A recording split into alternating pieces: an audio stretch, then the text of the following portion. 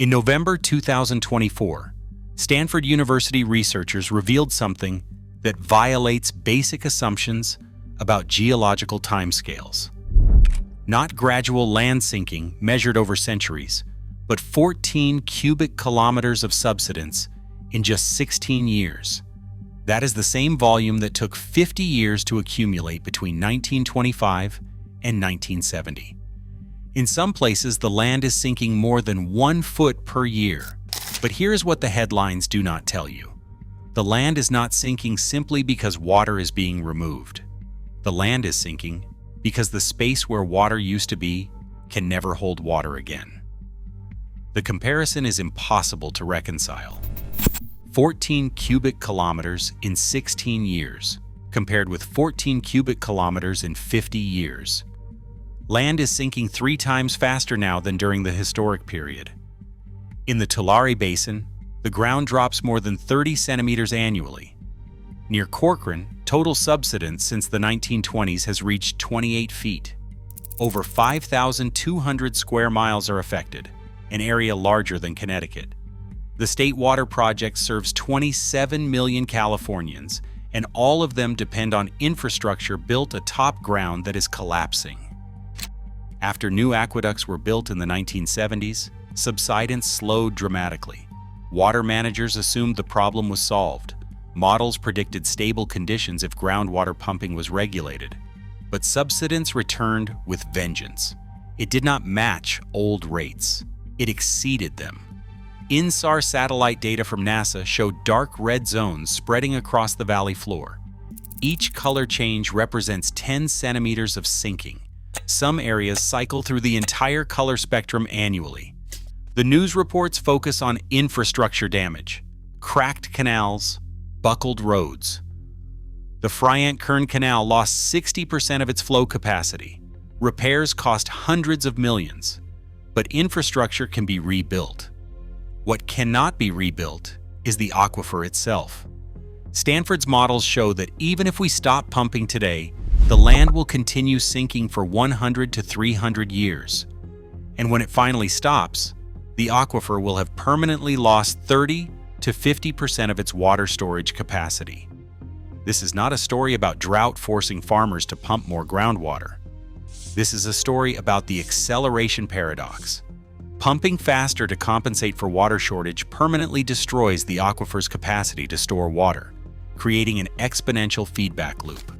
Every gallon pumped to solve today's crisis guarantees tomorrow's permanent drought. And we are discovering this is not reversible. Not in our lifetimes. Not in our grandchildren's lifetimes. California is learning in real time that there are limits to groundwater that, once crossed, lock in consequences for centuries. California's Central Valley stretches 450 miles and covers 20,000 square kilometers. 6.5 million people live here. The agricultural output exceeds $50 billion annually. This valley produces 25% of America's table food. The State Water Project delivers water to 27 million Californians through 705 miles of canals and pipelines. Infrastructure cost exceeds $20 billion. Southern California receives 30 to 50% of its water supply through this network. This is how it is supposed to work. The valley sits atop one of the world's most productive aquifer systems, with 3 distinct layers. The shallow aquifer, 0 to 100 feet deep, is sand and gravel. Water moves freely and recharges quickly. Agricultural wells draw from this layer. Below lies the Corcoran clay, a dense, impermeable barrier, 100 to 200 feet deep. Deposited by an ancient lake 600,000 years ago, it separates the shallow and deep systems. Then comes the deep aquifer, 200 to 3,000 feet deep. It has alternating layers that contain ancient water, more than 10,000 years old. This is where the problem occurs. Subsidence means land sinking due to underground volume loss. Compaction is permanent compression that happens when water is removed. InSAR is satellite-based radar that measures that measures ground elevation changes with millimeter precision. California's agriculture boom began in the 1920s. By 1970, the land near Mendota had sunk 28 feet. 5,200 square miles subsided at least 12 inches. Then came recovery. Federal and state governments built massive aqueducts in the 1960s and 70s. Surface water delivery increased. Groundwater pumping decreased. Subsidence dropped to less than 1 inch per year. Water managers grew confident. "We understand the system now," they said. "We can control it." From 2000 to 2005, the Central Valley appeared stable. But permanent crops like orchards and vineyards replaced annual crops, increasing baseline water demand. Climate became drier. Surface water deliveries continued, masking the emerging problem. The mechanism that would fail was invisible. Imagine a sponge under a weight. Squeeze water out, and the sponge compresses. Add water back quickly, and it rebounds.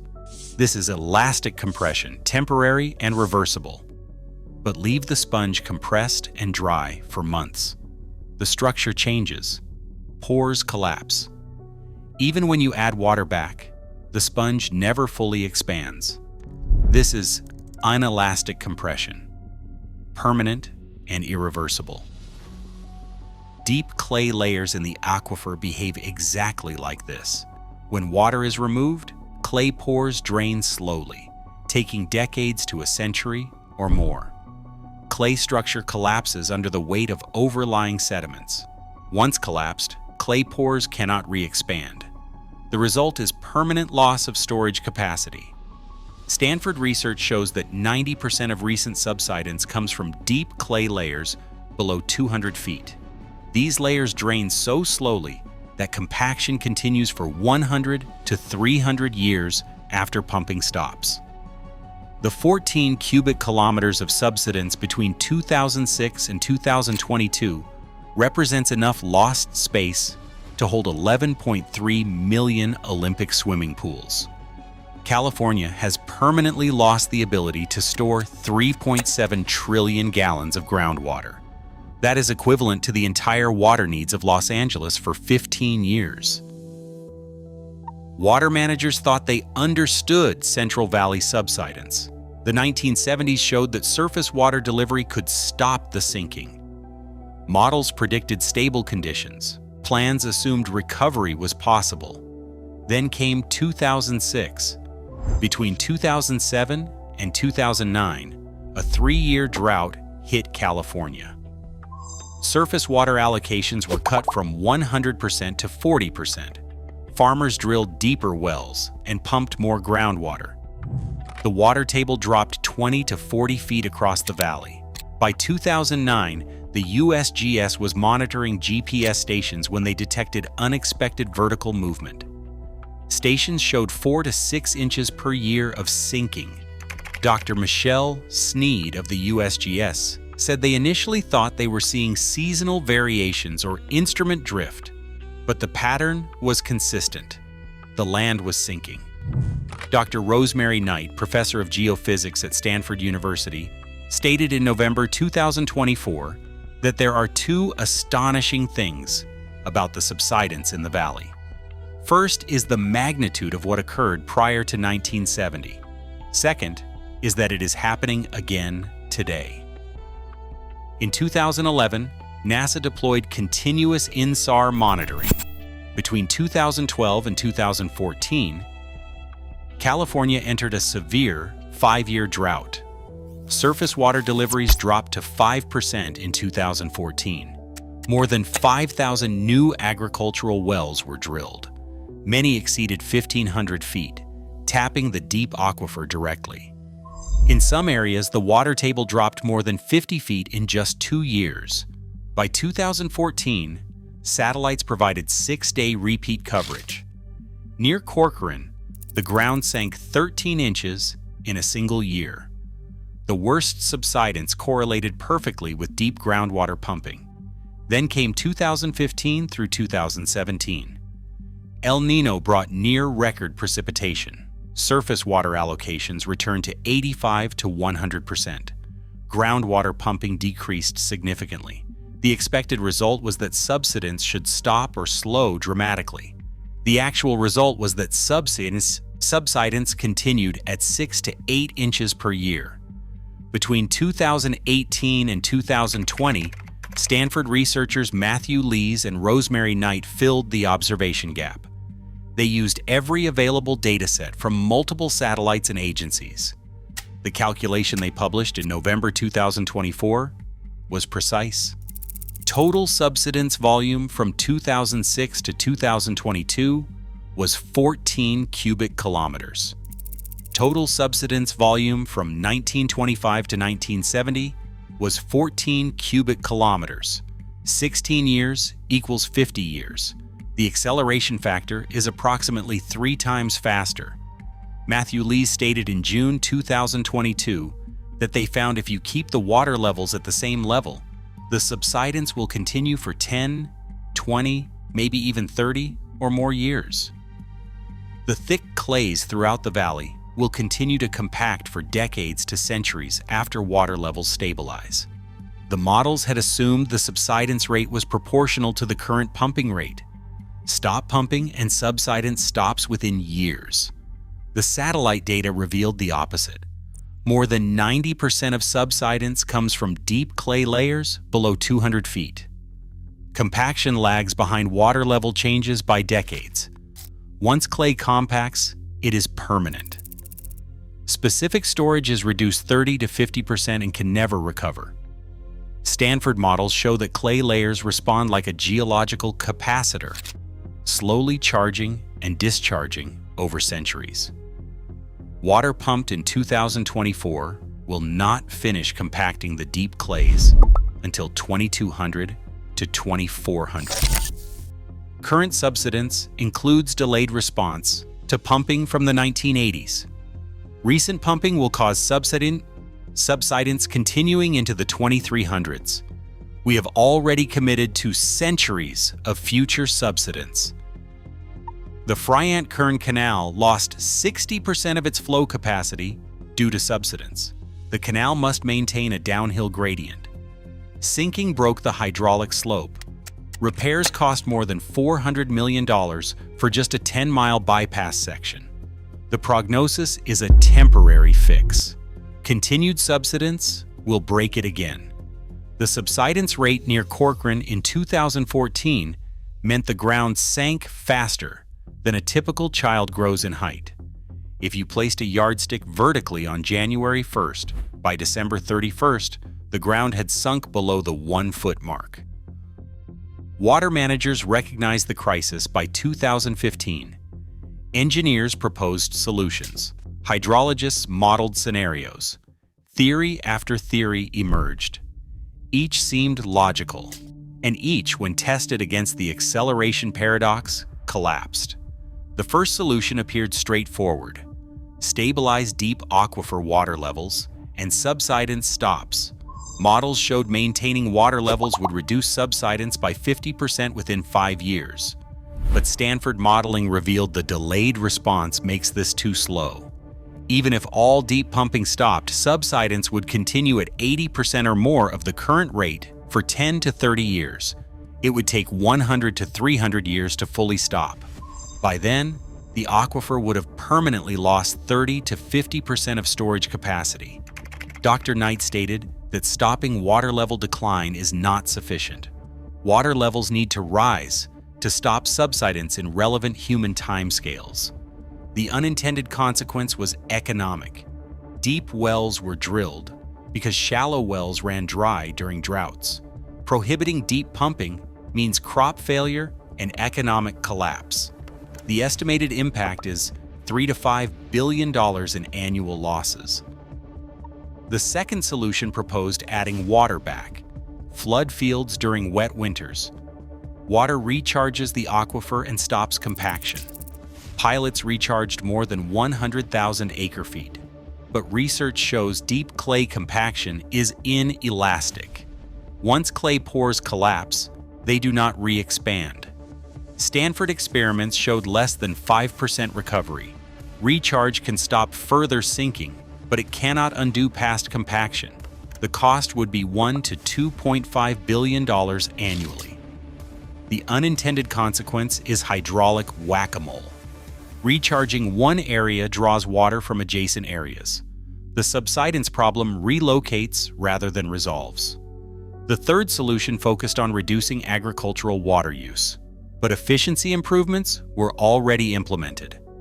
Permanent crops now dominate 60% of valley acreage and cannot be fallowed during drought. Between 1990 and 2010, efficient irrigation reduced per-acre water use by 25%, but permanent crop acreage increased 40%.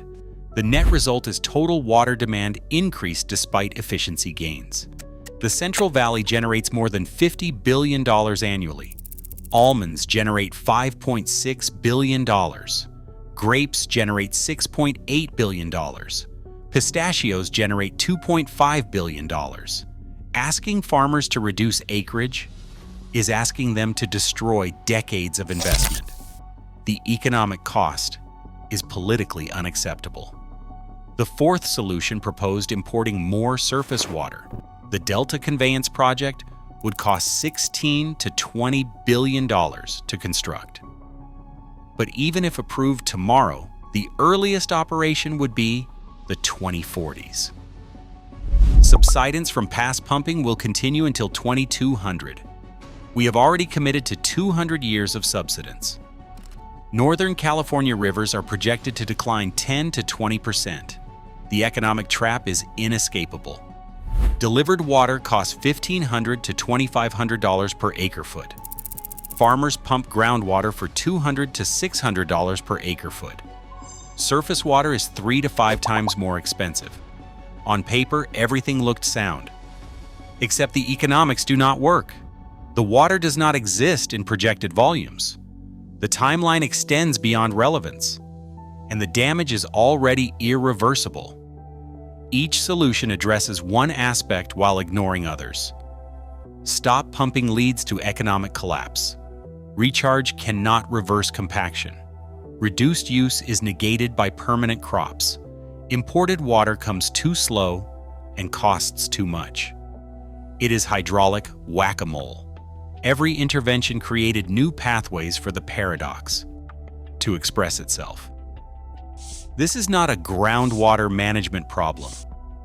This is a geological transformation that we have triggered and cannot stop. For 100 years, California treated the aquifer as a water bank. Deposit during wet years. Withdraw during dry years. But aquifers are not banks. They are geological formations that operate on timescales measured in millennia. We withdrew water on timescales measured in decades. We crossed irreversible thresholds, and now we pay the price in geological time.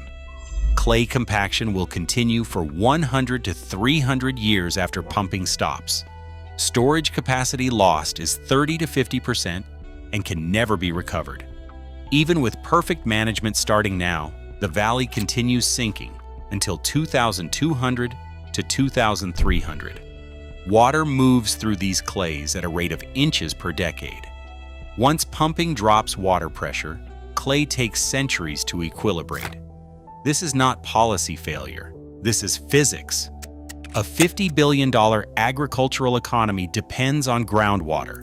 750,000 acres of permanent crops cannot be fallowed.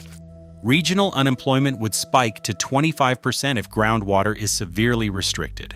The political system will choose slow geological disaster over immediate economic disaster every time. Between 2025 and 2050, the consequences will compound. Infrastructure repairs will cost $5 to $10 billion. Areas with the worst subsidence will become uneconomical to farm.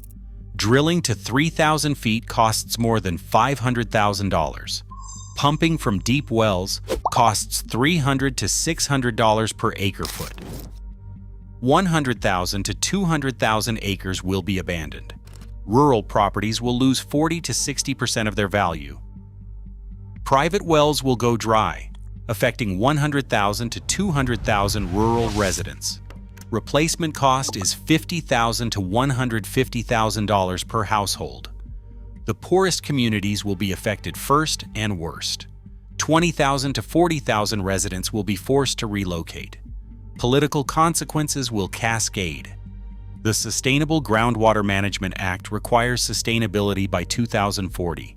This is impossible given delayed compaction. Rural versus urban conflict will intensify. Southern California's 27 million residents will battle Central Valley agriculture over water allocations. Beyond 2040, subsidence will continue at 2 to 6 inches per year. This will persist until 2100 or beyond. The valley will transform. High subsidence zones will be abandoned. Water infrastructure will enter perpetual maintenance mode. Population will be 2 to 3 million fewer than projections. Agricultural output will drop 20 to 30%. The $50 billion economy will fall to $35 to $40 billion. Do we restrict groundwater pumping, accepting immediate economic collapse? Or do we allow continued pumping, committing to 200 years of accelerating subsidence? There is no option that protects both. Every gallon pumped today reduces the aquifer's capacity tomorrow. We are permanently destroying the container that holds water. California's Central Valley aquifer is suffering from terminal compaction. The deep clays are like lungs whose alveoli have collapsed. You can pump air back in, but the lungs cannot expand to full capacity again. The damage is structural, permanent. The aquifer is dying in slow motion, measured in centuries. The question is no longer whether California can prevent subsidence. The question is how we manage the next 200 years of consequences we have already committed to. How do we maintain agriculture when the ground sinks a foot every 3 to 5 years? How do we tell 6.5 million people that the valley they live in is permanently transforming? And perhaps the deepest question, if California, with its wealth and expertise, cannot solve a geological problem it created, what does that say about humanity's ability to reverse the ecological transformations we are triggering globally? The Central Valley is not unique. It is a warning about irreversible thresholds, about geological timescales defeating human intentions, about what happens when we assume nature's capacity is infinite and discover centuries too late that it was not.